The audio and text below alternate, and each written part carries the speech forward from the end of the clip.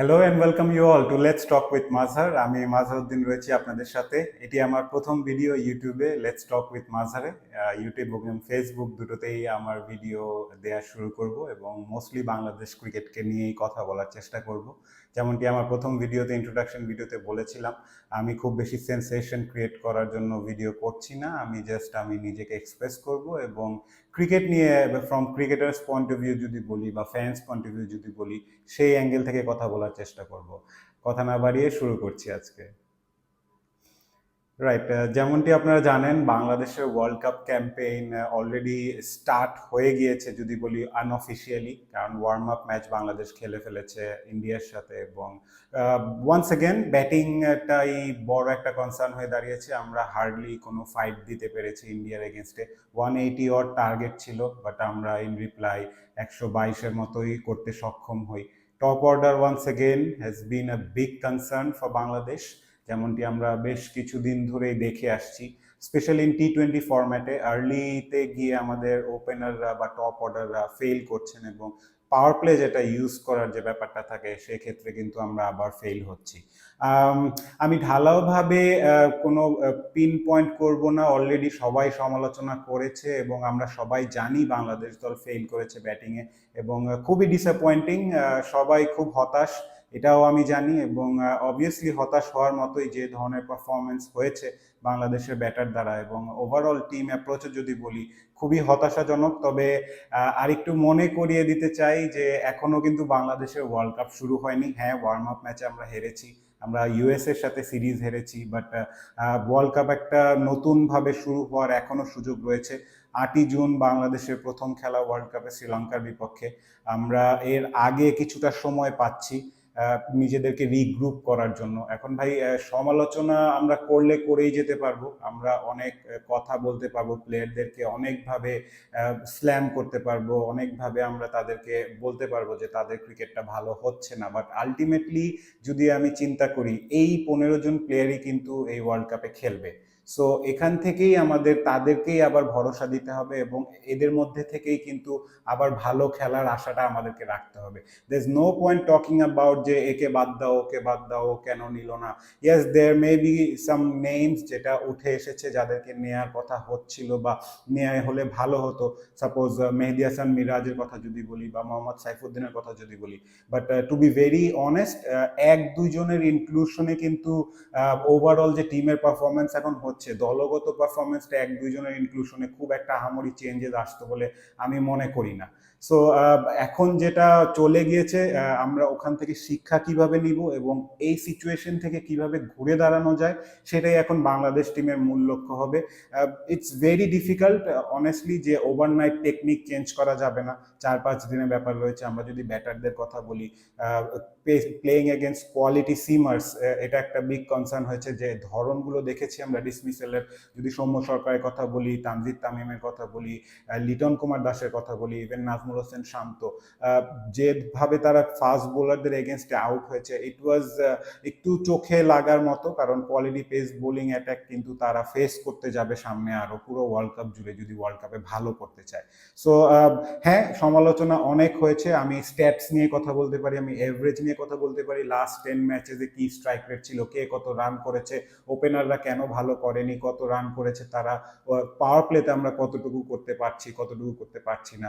We all know everything, but এখন এখান থেকে উতরে বের হয়ে আসার ছাড়া আর আমাদের কোনো উপায় নেই। একটা টুর্নামেন্ট শুরু হতে যাচ্ছে এবং আমার মনে হয় যে টেকনিক থেকে বেশি ইম্পর্টেন্ট হবে মেন্টাল অ্যাসপেক্টটা নিয়ে কাজ করা।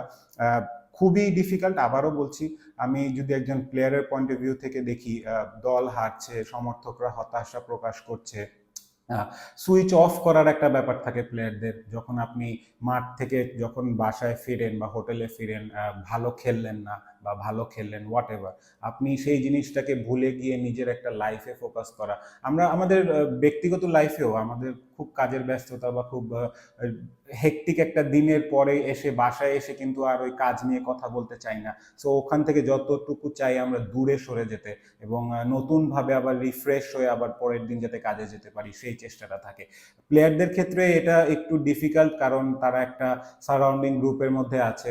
আমরা জানি টিম ইউএসএ তে রয়েছে এবং এবং প্রবাসী বাংলাদেশিরা রয়েছেন, তাদের থেকে কিন্তু যথেষ্ট সহায়তা এক্সপেক্ট করা যায়। বাট হতাশা যেহেতু রয়েছে, তাদের মধ্যে ক্ষোভ থাকবে, সেটাও খুবই স্বাভাবিক। সো প্লেয়াররা দে আর অল অন দেয়ার ওন, তারা কিন্তু এখন বলা চলে একাই বলা চলে কিন্তু তারা। সো এদিক থেকে এখন তাদেরকে ঘুরে দাঁড়ানোর জন্য আমাদের তাদেরকে সাপোর্ট করা ছাড়া আর কোনো উপায় নেই।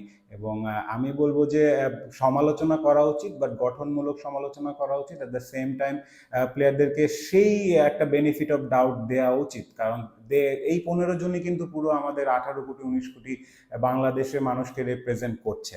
সো আমি এইটুক বলেই বলতে চাচ্ছি যে সমালোচনা অনেক করেছি আমরা, আমরা জানি আমাদের প্রবলেমগুলো কোথায়, এখন এখান থেকে উতরে ওঠার রাস্তাগুলো কি কি সেটাই এখন আমাদের দেখার বিষয়। রাইট।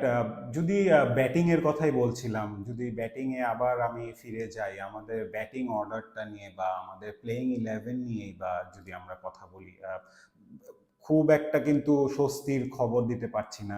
আমি যদি আমাদের ব্যাটিং অর্ডারে দেখি, লিটন দাস রয়েছেন, সৌম্য সরকার রয়েছেন, তানজিদ তামিম রয়েছেন। সো এই তিনজনের মধ্যে থেকে I would like to see any two of them might play. যেহেতু লিটন কুমার দাস উইকেট কিপিংও করবেন, তিনি একটা better wicket keeping option Jaker Ali অনেক থেকে কম্পেয়ার করলে।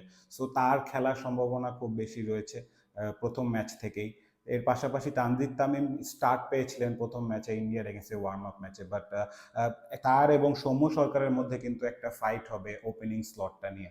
দেন নেক্সটে যদি আমি দেখি, নাজমুল হোসেন শান্ত নাম্বার 3-তে he can bat, or maybe left hand right hand যদি কম্বিনেশন আমরা চিন্তা করি, সেক্ষেত্রে কিন্তু তাওহিদ হৃদয় কিন্তু নাম্বার 3-তে এলিভেটেড হতে পারে।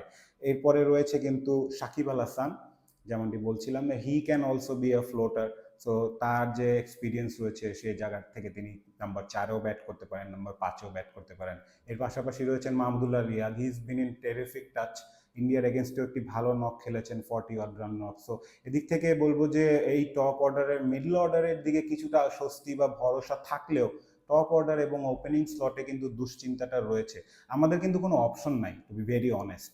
আমাদের এখন যারা রয়েছে এদের মধ্যে থেকেই খেলাতে হবে এবং এদের মধ্যে থেকেই কিন্তু আমাদেরকে সিলেক্ট করতে হবে এবং তাদের কাছ থেকে আশা করতে হবে তারা যেন তাদের বেস্টটা দেয়।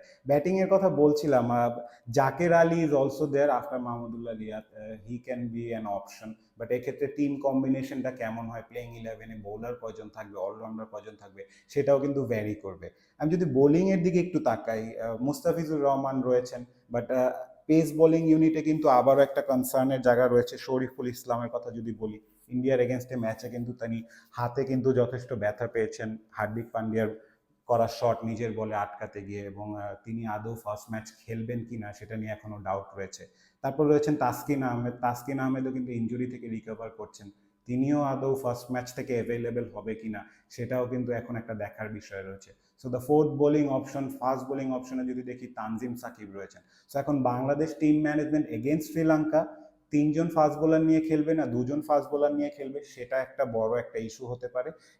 এক্ষেত্রে কিন্তু একটা হার্ড কল যেতে পারে, যেহেতু Sri Lanka also play spin very well. So এক্ষেত্রে ফাস্ট বোলারদের ক্ষেত্রে কিন্তু কিছুটা হলেও প্রেফারেন্স থাকবে। In terms off spin department আমি যদি দেখি, মাহেদি রয়েছেন, হি বোল্ড ওয়েল এগেনস্ট ইন্ডিয়া এবং তার নতুন বলে বল করার সেই অ্যাবিলিটি এবং উইকেট টেকিং অ্যাবিলিটিটা রয়েছে। Mahedi surely playing along with Sakib Al Hasan, তিনি তো সেই অলরাউন্ডারের জায়গাটা ফিল আপ করবেন এবং মাহেদিও হি ক্যান অলসো ব্যাট। এবং যদি পাশাপাশি দেখি রিশাদ দ্য লেগ স্পিনার, তার একটা অপরচুনিটি থাকবে। সো এক্ষেত্রে কিন্তু প্লেইং 11-এ ছোটোখাটো একটা আমরা চেঞ্জেস দেখলেও দেখতে পারি, মেবি জাকের আলী এবং রিশাদের মধ্যে একটা ব্যাটেল হতে পারে সেই জায়গাটাতে খেলার ব্যাপারে। সো ওভারঅল এই আমাদের টিম, এই আমাদের 15 জন, এবং এদের থেকেই আমাদের এক্সপেক্ট করতে হবে কিভাবে ভালো করবে। I am not a coach, আমি তাদের টেকনিক নিয়ে কথা বলবো না। হ্যাঁ, তাদের আউটের ধরন বা তাদের মেন্টাল স্টেট ওই সময় কি ছিল সেটা হয়তো আমরা বাইরে থেকে দেখে বলতে পারি যে এই শটটা এই সময় না খেলে এভাবে খেললে ভালো হতো, but I am not a coach. আমি টেকনিক নিয়ে কারো টেকনিক নিয়ে কথা বলবো না। তারা বেস্ট ইন দ্য লট, তারা ভালো দেখেই তারা বাংলাদেশ দলকে এখন রিপ্রেজেন্ট করছে, বাংলাদেশ দলে খেলছেন। বাট এই মুহূর্তে তাদের সেই কনফিডেন্স লেভেলটা খুবই তলানিতে। সেই জায়গা থেকে বাংলাদেশের ব্যাটারদের এই কনফিডেন্স লেভেলটা কিভাবে গেইন করতে পারবে তারা এই স্বল্প সময়ের মধ্যে, সেটাই হবে বাংলাদেশের বড় চ্যালেঞ্জ।